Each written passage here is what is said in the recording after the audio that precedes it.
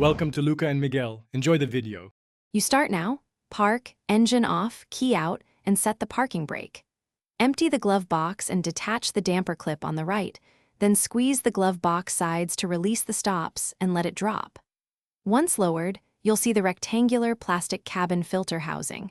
Take a moment to note the airflow arrow stamped on the cover because that orientation matters when you reinstall the filter. This first step gives you direct access and prevents forcing parts later, so do it carefully and deliberately.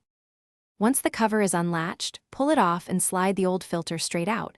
Do this slowly so dust or leaves don't cascade into the blower area. You'll want to inspect the filter for dust, pollen, and possible mold. This is why replacement improves airflow and cabin air quality. After removal, vacuum the housing and wipe edges with a damp cloth. Make sure seals are intact and there's no debris trapped in corners. If seals are damaged, replace them to avoid leaks and reduced filtration efficiency. Install the new cabin filter with the airflow arrow pointing the same way as the old one. Press it in until it sits flush, because a misaligned filter causes gaps and noise.